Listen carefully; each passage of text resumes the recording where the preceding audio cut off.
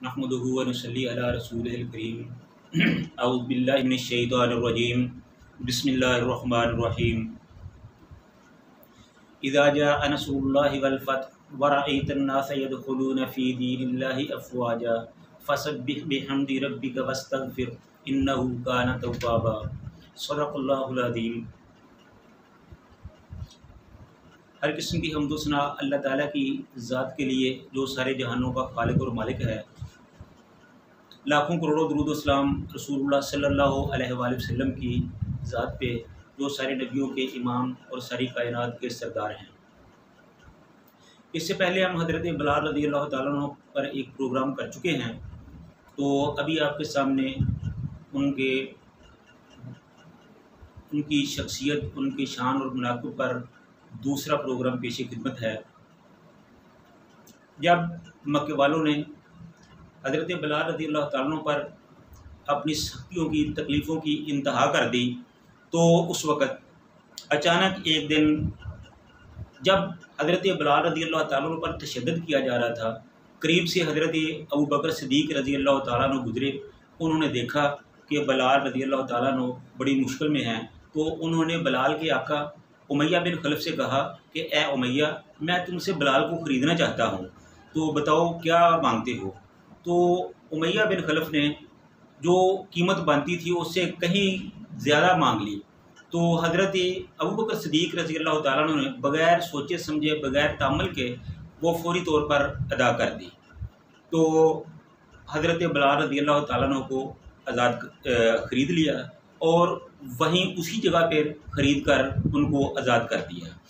तो जब ऐसा हुआ तो उमैया बिन खलफ़ कहने लगा कि ए अबू बकर, अगर तुम मुझे इससे कम पैसे भी देते तो मैंने फिर भी तुझे बिलाल को दे ही देना था, इस नकम्मे से मैंने क्या लेना था। तो हज़रत अबू बकर सिद्दीक़ रज़ियल्लाहु ताला अन्हु ने कहा कि उमैया, तू जानता ही नहीं है, तुम अगर इससे डबल पैसे भी मांग लेते तो मैं फिर भी तुम्हें पैसे देकर बिलाल को ज़्यादा पैसे देकर भी ख़रीद लेता। तो बहरहाल ये उनका मुकालमा था। इस तरह हज़रत बिलाल रज़ियल्लाहु ताला अन्हु जो थे वो आज़ाद हो गए। तो फिर हज़रत अबू बकर सिद्दीक़ रज़ियल्लाहु ताला अन्हु हज़रत बिलाल रज़ियल्लाहु ताला अन्हु को लेकर रसूलुल्लाह सल्लल्लाहु अलैहि वसल्लम की खिदमत में हाज़िर हुए और सारा वाक़या उनको कह सुनाया, जिसे सुनकर रसूलुल्लाह सल्लल्लाहु अलैहि वसल्लम बहुत खुश हुए। तो बिलाल को अपने पास बैठा लिया। इस तरह हज़रत बिलाल रज़ियल्लाहु ताला अन्हु की एक नई ज़िंदगी शुरू हुई। तो वक़्त गुज़रता चला गया, माह साल बीतते चले गए, यहाँ तक कि रसूलुल्लाह सल्लल्लाहु अलैहि वसल्लम ने मुसलमानों को हिजरत मदीना का हुक्म दे दिया। तो सारे मुसलमान मदीना शरीफ हिजरत कर गए। इस तरह हज़रत बिलाल रज़ियल्लाहु ताला अन्हु भी हिजरत करके मदीना में पहुँच गए। तो मदीना में जब पहुँचे तो सन 2 हिजरी में मक्का वालों ने मदीना पर हमला करने का प्रोग्राम बनाया। तो एक लश्कर जरार लेकर वो आदम के, तो उसके साथ रसूलुल्लाह सल्लल्लाहु अलैहि वसल्लम ने भी उनको रोकने का फ़ैसला किया। इस तरह दोनों लश्करों का आमना सामना जो था वो बदर के मैदान में हुआ। दूसरी तरफ ये हुआ कि जब बदर की तैयारी कर रहे थे, काफ़िर बदर की तैयारी कर रहे थे, तो उमैया बिन खलफ़ ने अनजाने खौफ की वजह से बदर में काफ़िरों के साथ जाने से इनकार कर दिया। तो सारे काफ़िरों ने, चौधरियों ने, राउसाए मक्का ने उनको मिलकर समझाने की कोशिश की कि ए उमैया, तुम ऐसा क्यों कर रहे हो।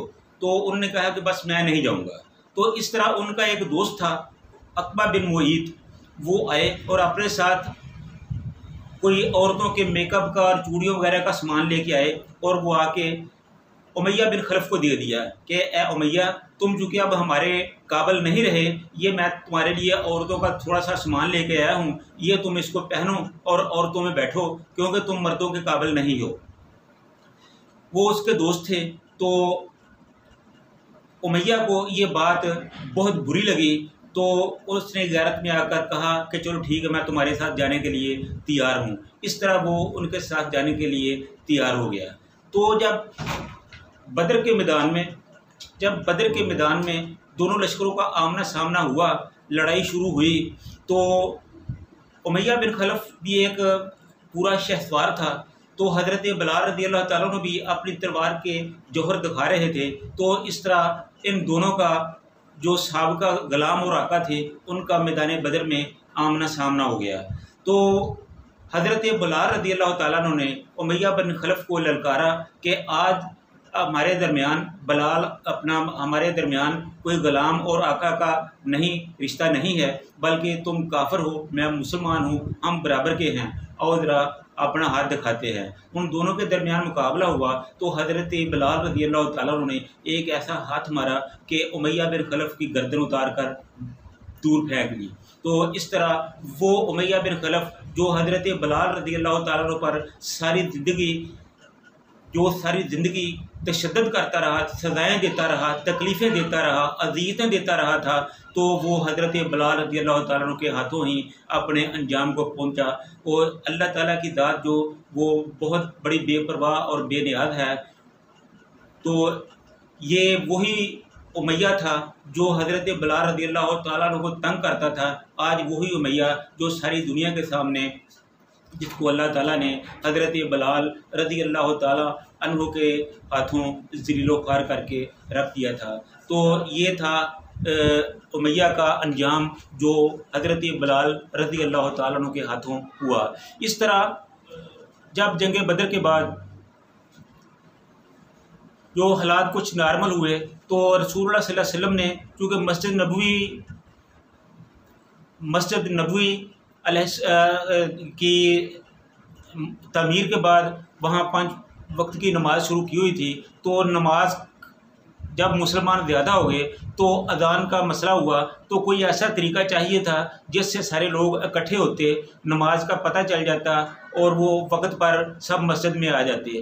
तो इस तरह मुख्तलिफ, आपको पता है कि मुख्तलिफ तजावीज़ के बाद जो अज़ान के अल्फाज रसूलुल्लाह सल्लल्लाहु अलैहि वसल्लम के सामने पेश हुए तो वो अल्लाह के रसूल सल्लल्लाहु अलैहि वसल्लम को बहुत पसंद आए, तो वही अज़ान के लिए मुंतखब कर लिए गए। लेकिन अब मसला ये था कि अज़ान कौन कहे।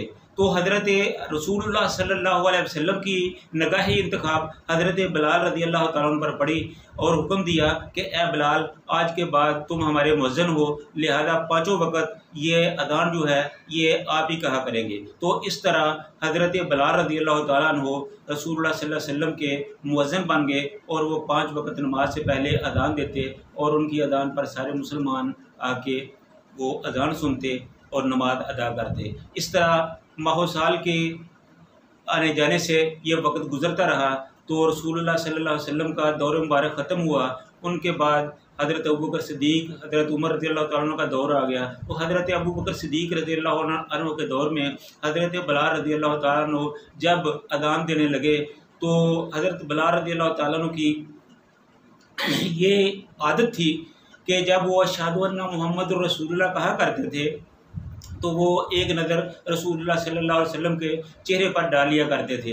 लेकिन जब उन्होंने देखा कि हज़रत बिलाल रज़ी अल्लाह ताला ने देखा कि अब रसूलुल्लाह सल्लल्लाहु अलैहि वसल्लम नहीं हैं, तो उन्होंने अज़ान देने से इनकार कर दिया। तो हज़रत अबू बकर सिद्दीक़ रज़ी अल्लाह ताला अन्हु से फरमाइश की, उनसे इजाज़त चाहिए कि मुझे जाने की इजाज़त दे दें, मैं अब मक्का मदीना में नहीं रहना चाहता।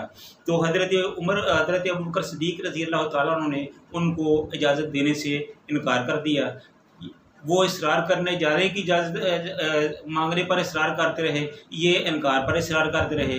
आखिर हज़रत बिलाल रज़ी अल्लाह ताला अन्हु ने हज़रत अबू बकर सिद्दीक़ रज़ी अल्लाह ताला अन्हु को एक ऐसी बात कह दी जिसे हज़रत अबू बकर सिद्दीक़ इनकार ना कर सके, ठुकरा ना सके, टाल ना सके। हज़रत बिलाल रज़ी अल्लाह ताला अन्हु ने कहा कि ए खलीफा अमीरुल मोमिनीन, अगर आपने मुझे आज़ाद कराया था अपने हुक्म चलाने के लिए तो मैं आपके हुक्म का पाबंद होकर इधर ही रहता हूँ, और अगर आपने मुझे ख़रीद कर आज़ाद कर दिया था तो फिर उस आज़ादी के बदले में मुझे जाने की इजाज़त दे दें। तो ये बात सुनकर हज़रत अबू बकर सिद्दीक़ रज़ी अल्लाह ताला अन्हु मजबूर हो गए और उन्होंने हज़रत बिलाल रज़ी अल्लाह ताला अन्हु को जाने की इजाज़त दे दी। इस तरह हज़रत बिलाल रज़ी अल्लाह ताला अन्हु मदीना को छोड़कर शाम के इलाके की तरफ चले गए, तो उधर ही जाके रहने लगे।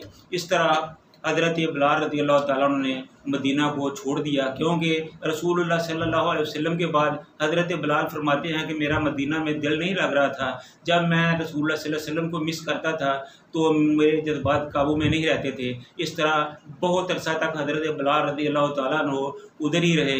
जब फ़तह बैतुल मुक़द्दस का वक़्त आया तो हज़रत उमर रज़ी अल्लाह तआला अन्हु वहाँ गए, तो तमाम सहाबाए किराम रिज़वानुल्लाह अलैहिम अजमाइन हज़रत उमर रज़ी अल्लाह तआला अन्हु से मिले। तो हज़रत उमर रज़ी अल्लाह तआला अन्हु बार बार साइड पर देख रहे थे। तो सहाबा ने महसूस किया और अर्ज़ की कि ए अमीरुल मोमिनीन, आप किसको देख रहे हैं? तो हज़रत उमर रज़ी अल्लाह तआला ने फरमाया कि मैं बलाल को देख रहा हूँ, बलाल नहीं है। चनाचे बलाल को बुलाया गया, बलाल हाज़िर हुए और पूछा, या अमीरुल मोमिनीन, मैं हाज़िर हूँ, फरमाइए क्या हुक्म है? तो हज़रत उमर रज़ी अल्लाह तआला ने फरमाया कि ए बलाल, आज अज़ान कहो। तो बिलाल रज़ी अल्लाह तआला अन्हु ने इनकार किया और कहा कि अमीरुल मोमिनीन, मैं अज़ान नहीं कह सकूँगा। तो चनाचे हज़रत उमर रज़ी अल्लाह तआला अन्हु ने कहा कि ए बिलाल, जब मक्का फ़तह हुआ था तो रसूलुल्लाह सल्लल्लाहु अलैहि वसल्लम के कहने पर तुमने ही खाना काबा की छत पे चढ़ के अज़ान दी थी। तो आज ये हमारा दूसरा किबला अव्वल है, ये जो फ़तह हुआ है, तो आज भी हम चाहते हैं कि तुम ही अज़ान कहो। तो जब इस किस्म की बात हुई तो हज़रत बिलाल रज़ी अल्लाह तआला अन्हु इनकार ना कर सके, तो इस तरह उन्होंने अज़ान दी। तो वो समा ऐसा बांध दिया था कि वही रसूलुल्लाह सल्लल्लाहु अलैहि वसल्लम का वक़्त उनको याद आने लगा। वो सब परेशान होने लगे, सब की आंखों से आंसू बहने लगे। वो कैसा समा था कि ये सर ज़मीन शाम थी, रसूलुल्लाह सल्लल्लाहु अलैहि वसल्लम की याद सारे सहाबा को सताने लगी। तो इस तरह हज़रत बिलाल रज़ी अल्लाह तआला उन्होंने अज़ान पढ़ी, अज़ान पढ़कर सुनाई। तो सब सहाबा हैरान भी हुए, खुश भी हुए, परेशान भी हुए। तो इस तरह हज़रत बिलाल रज़ी अल्लाह तआला अन्हु ने बहुत मुद्दतों के बाद अज़ान कही। जब हज़रत उमर रज़ी अल्लाह तआला अन्हु मदीना में वापस चले आए तो हज़रत उस्मान फिर मुद्दतों तक शाम में ही रहे, यहाँ तक कि वो बुढ़ापे में चले गए और कुछ दिन अली रहने के बाद अल्लाह ताला को प्यारे हो गए। इस तरह ये था हज़रत बिलाल रज़ी अल्लाह ताला अन्हु के हालात ज़िंदगी, उनके फ़ज़ाइल, उनके मनाक़िब, उनके वाक़यात। तो अल्लाह ताला से दुआ है कि अल्लाह ताला हम सब को रसूलुल्लाह सल्लल्लाहु अलैहि वसल्लम की सुन्नतों पर और आपके प्यारे सहाबा के तर्ज़ अमल को इख्तियार करने की तौफ़ीक़ अता फ़रमाए। व आख़िरु दावाना अनिल हम्दुलिल्लाहि रब्बिल आलमीन।